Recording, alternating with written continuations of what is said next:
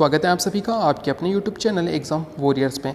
आज मैं आपके लिए लेकर आया हूँ एक इम्पोर्टेंट वीडियो जिसमें हम पढ़ेंगे रीट और पटवार से रिलेटेड 35 इंपॉर्टेंट क्वेश्चन।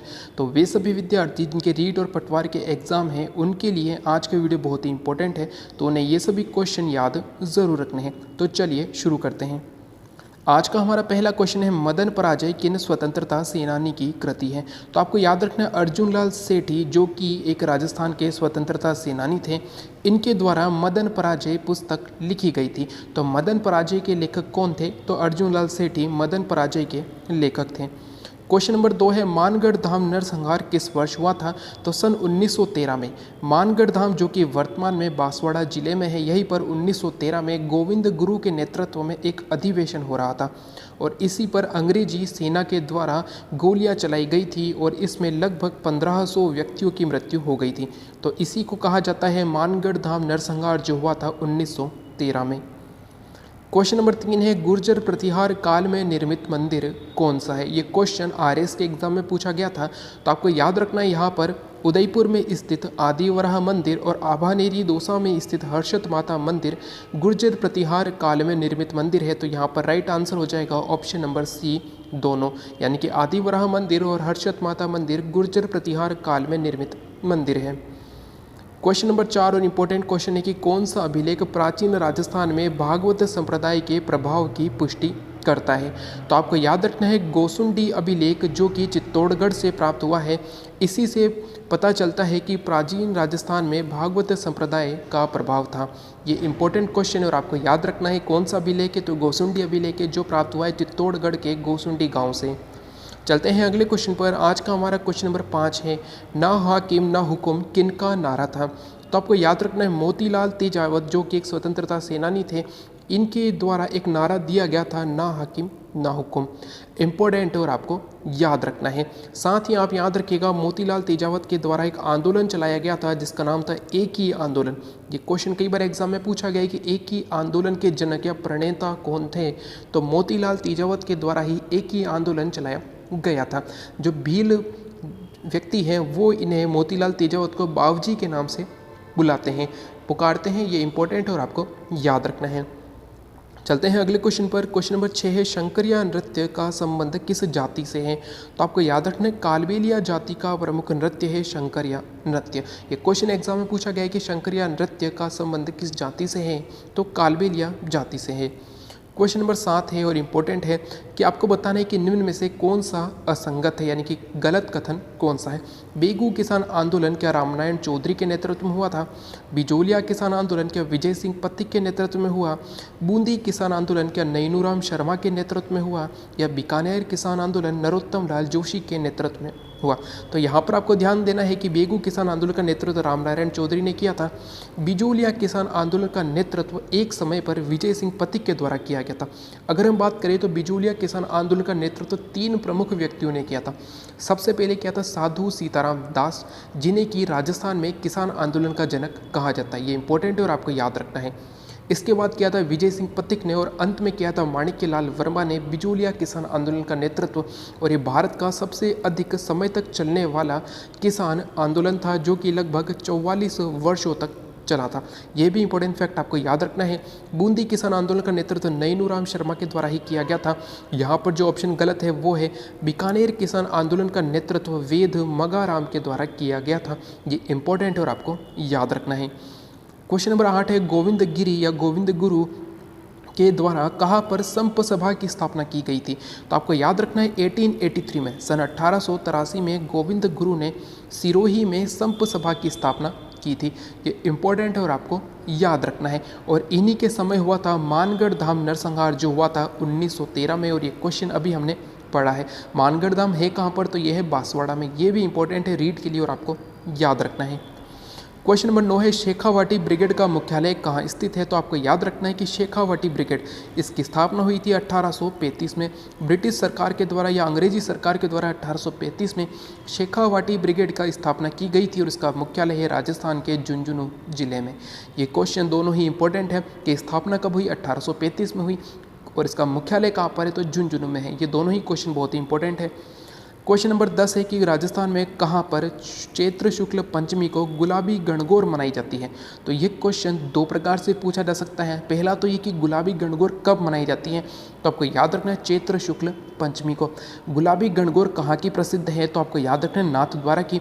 इसलिए आप कह सकते हैं कि राजस्थान में चैत्र शुक्ल पंचमी को गुलाबी गणगौर नाथ द्वारा राजसमंद में मनाई जाती है। क्वेश्चन नंबर 11 है इनमें से किन के द्वारा सर्वप्रथम राजसी वर्ग के लिए पृथक शिक्षा संस्थान की आवश्यकता पर बल दिया गया था। यानी कि किन के द्वारा ये कहा गया था कि जो राजस्थान का राजसी परिवार है या राजसी रियासत है उनके लिए अलग से शिक्षा संस्थान की आवश्यकता होनी चाहिए। तो यहाँ पर आपको ध्यान देना है, ये दिया था कैप्टन वोल्टर ने। कैप्टन वोल्टर के द्वारा सर्वप्रथम राजसी वर्ग के लिए पृथक शिक्षा संस्थान की आवश्यकता पर बल दिया गया था।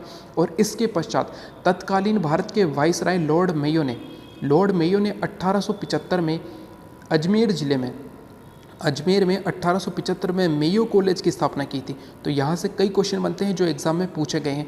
सबसे पहला तो कि मेयो कॉलेज कहाँ पर है, तो अजमेर में है। मेयो कॉलेज की स्थापना कब हुई थी, 1875 में हुई थी। किसके द्वारा की गई थी, तो लॉर्ड मेयो के द्वारा की गई थी। और किस लिए की गई थी, तो राजसी वर्ग के लिए पृथक शिक्षा संस्थान के लिए की गई थी, जिसकी आवश्यकता पर बल दिया था कैप्टन वोल्टर ने। तो यहाँ पर जो राइट आंसर है वो है कैप्टन वोल्टर। इंपॉर्टेंट और आपको याद रखना है। अगला है असंगत को पहचाने, ये इंडिया जीके से जुड़ा हुआ है और आपको यहाँ पर ध्यान देना है। शिवकीला जम्मू कश्मीर में है, बोमडीला अरुणाचल प्रदेश में है, माना और नीति दर्रा उत्तराखंड में है। जो आपको ध्यान देना है वो है जेलेपला सिक्किम में नहीं है बल्कि ये है हिमाचल प्रदेश में। तो यहाँ से क्वेश्चन रीट में पूछा जा सकता है क्योंकि रीट में ज्योग्राफी आ रही है। तो आपको याद रखना है जेलेपला हिमाचल प्रदेश में स्थित है। क्वेश्चन नंबर 13 है संविधान में मौलिक कर्तव्यों को किस वर्ष शामिल किया गया था। तो जैसा कि आप सभी जानते हैं कि वर्तमान में भारत में कुल 11 मौलिक कर्तव्य संविधान में लिखे गए हैं और संविधान में मौलिक कर्तव्यों को 1978 में 44वें संविधान संशोधन के तहत शामिल किया गया था। तो यहाँ पर आपको दो चीज़ें याद रखनी कि मौलिक कर्तव्यों को किस वर्ष शामिल किया गया, 1978 में शामिल किया गया। किस संविधान संशोधन के तहत शामिल किया गया, तो 44वें संविधान संशोधन के तहत शामिल किया गया था जो हुआ था 1978 में। और हाल ही में एसएससी में क्वेश्चन पूछा गया था कि संविधान में कुल कितने मौलिक कर्तव्य हैं, तो 11 मौलिक कर्तव्य हैं। तो ये एक इंपॉर्टेंट क्वेश्चन है और आपको याद रखना है। क्वेश्चन नंबर 14 है निमेज हत्याकांड की रचना किन्होंने की थी। तो आपको याद रखना है निमेज हत्याकांड ये था क्या, तो इसमें था कि बिहार के आरा जिले में एक महंत प्यारे लाल की हत्या करनी थी और ये जो रचना थी, ये जो हत्याकांड था, इसकी रचना की थी अर्जुन लाल सेठी ने। इंपॉर्टेंट और आपको याद रखना है। और अभी हमने क्वेश्चन पढ़ा कि मदन पराजय किनकी पुस्तक है, तो अर्जुन लाल सेठी की पुस्तक है मदन पराजय। ये इंपॉर्टेंट और आपको याद रखना है। क्वेश्चन नंबर 15 है किस विधायी सदन को समाप्त किया जा सकता है, यानी कि ऐसा कौन सा सदन है जिसे समाप्त भी किया जा सकता है और जिसका सृजन भी किया जा सकता है, यानी जिसे बनाया भी जा सकता है। तो आपको याद रखना है लोकसभा और राज्यसभा और विधानसभा ये जो होता है प्रत्येक राज्य में होते हैं। ठीक है दोस्तों, विधानसभा प्रत्येक राज्य में होती है, लोकसभा और राज्यसभा भारत के संसद के भाग हैं। तो यहाँ पर आपको ध्यान देना है कि विधायी सदन को समाप्त किया जा सकता है तो विधान परिषद को कभी भी समाप्त किया जा सकता है। वर्तमान में भारत के 6 राज्यों में कितने, तो 6 राज्यों में विधान परिषद है। ये क्वेश्चन एसआई के 14 सितंबर के पेपर में आया था कि निम्न में से किस किस राज्य में विधान परिषद है। तो आपको याद रखना है कि भारत के 6 राज्यों में विधान परिषद है। अगर हम बात करें इन 6 राज्यों की तो सबसे पहला आता है यूपी, बिहार, महाराष्ट्र, कर्नाटक, आंध्र प्रदेश और तेलंगाना। इन 6 राज्यों में विधान परिषद है और विधान परिषद का सृजन किसी भी राज्य में किया जा सकता है और उसे समाप्त भी किया जा सकता है। तो ये आपको इम्पोर्टेंट और ध्यान देना है कि विधान परिषद को कभी भी समाप्त किया जा सकता है। क्वेश्चन नंबर 16 है कि असंगत को पहचाने। उपाधियों का निषेध अनुच्छेद 18 में है, शिक्षा का अधिकार 21A में है, अस्पृश्यता उन्मूलन ये एसएससी में पूछा गया था कि अस्पृश्यता उन्मूलन किस अनुच्छेद में है, तो अनुच्छेद 17 में है। यहाँ पर जो गलत ऑप्शन है वो है दोष सिद्धि के संबंध में संरक्षण अनुच्छेद 22 में नहीं बल्कि अनुच्छेद 20 में है। और ये क्वेश्चन रीट में भी पूछा जा सकता है कि किस अनुच्छेद के तहत व्यक्ति को दोष सिद्धि के संबंध में संरक्षण प्राप्त है, तो आपको याद रखना अनुच्छेद 20 में है।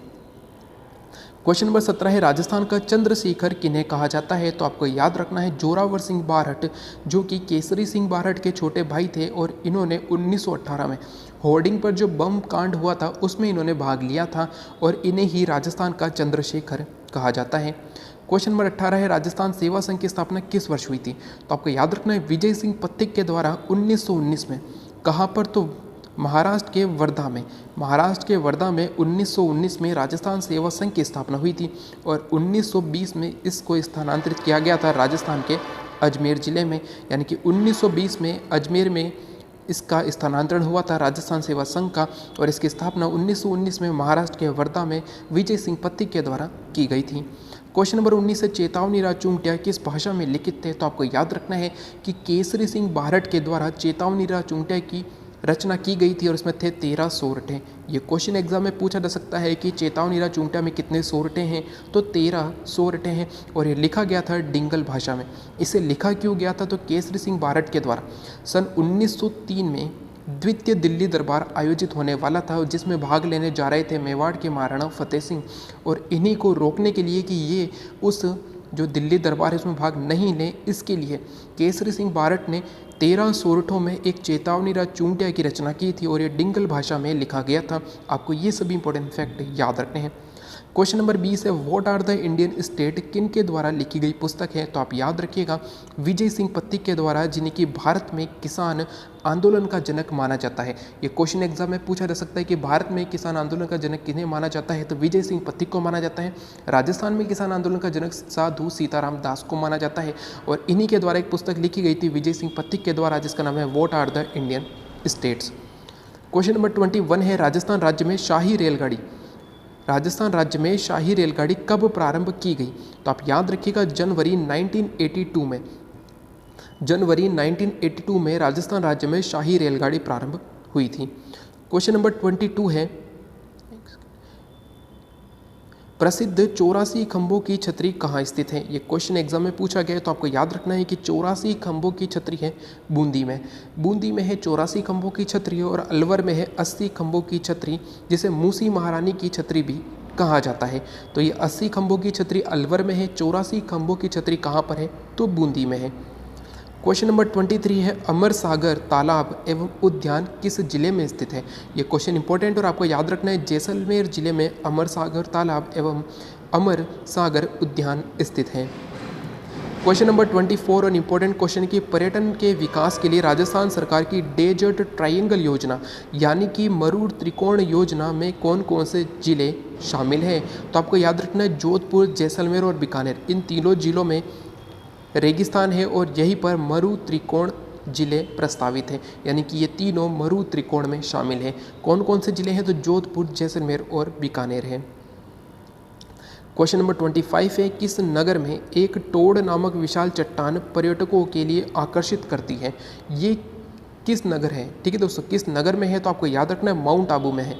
माउंट आबू में एक टोड़ नामक विशाल चट्टान है, ठीक है दोस्तों, जो कि पर्यटन के लिए प्रसिद्ध है। कहाँ पर है, तो माउंट आबू सिरोही में स्थित है। चलते हैं अगले क्वेश्चन पर। क्वेश्चन नंबर 26 है राजस्थान राज्य में पर्यटन की दृष्टि से महल एवं फव्वारों के लिए प्रसिद्ध नगर कौन सा है। आपको यहाँ पे ध्यान देना है कि कौन सा नगर महलों के लिए प्रसिद्ध है, तो आप सभी जानते हैं डिग जो कि भरतपुर में ही है, महल एवं फव्वारों के लिए प्रसिद्ध है। ये क्वेश्चन इंपॉर्टेंट और एग्जाम में पूछा जा सकता है कि डिग जो है ये महल एवं फव्वारों के लिए प्रसिद्ध है। क्वेश्चन नंबर 27 है राजस्थान राज्य में पर्यटन स्थल पटवों की हवेली कहाँ स्थित है। तो जैसलमेर जिले में पटवों की हवेली है और ये क्वेश्चन एग्जाम में पूछा गया है कि पटवों की हवेली कहाँ पर है, तो जैसलमेर में है।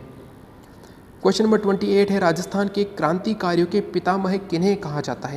ये क्वेश्चन कई बार एग्जाम में पूछा गया है, तो आपको याद रखना है कि श्यामजी कृष्ण वर्मा को राजस्थान के क्रांतिकारियों का पितामह कहा जाता है।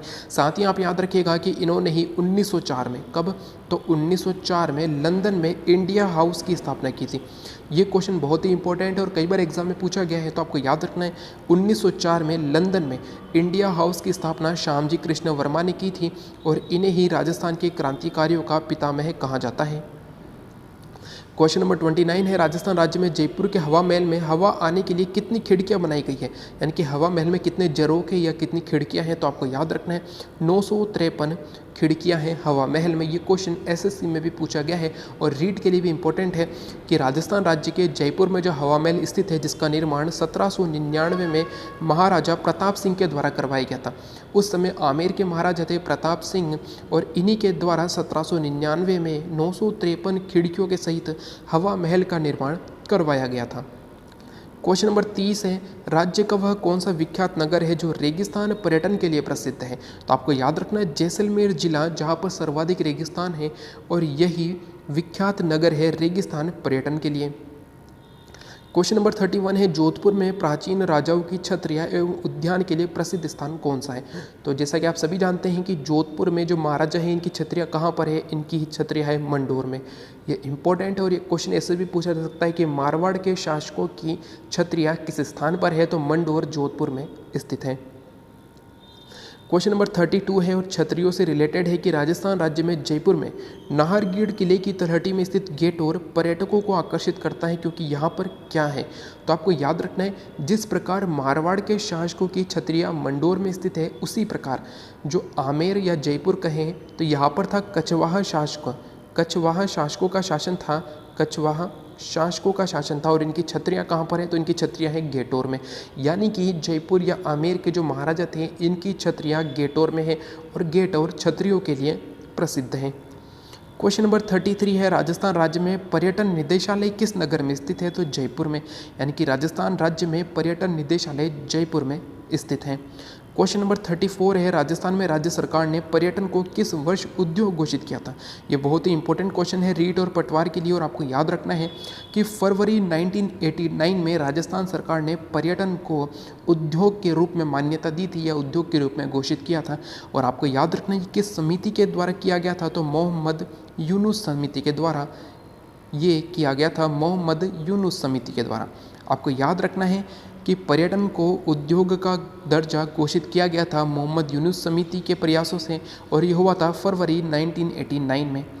आज का हमारा अंतिम और बहुत ही इंपॉर्टेंट क्वेश्चन है कि आधुनिक राजस्थान के निर्माता किन्हें कहा जाता है। तो आपको याद रखना है कि राजस्थान के सबसे अधिक समय तक मुख्यमंत्री रहे मोहनलाल सुखाड़िया, जो कि 17 वर्ष तक मुख्यमंत्री रहे थे। इन्हें ही आधुनिक राजस्थान का निर्माता कहा जाता है। ये बहुत ही इंपॉर्टेंट क्वेश्चन है और आपको याद रखना है। तो ये हैं 35 इंपॉर्टेंट क्वेश्चन रीट और पटवार के लिए। तो आपको ये सभी इंपॉर्टेंट क्वेश्चन याद ज़रूर रखने। और अगर आज का वीडियो अच्छा लगे तो लाइक एंड शेयर ज़रूर कीजिएगा। साथ ही वैसे भी आज चैनल पर नए होने वीडियो अच्छा लगे, उपयोगी लगे तो चैनल सब्सक्राइब करना न भूलें। साथ ही बेल आइकन ज़रूर दबाएं जिससे कि आने वाले वीडियो की तुरंत जानकारी आपको मिल सके। Thank you. जय हिंद, जय भारत।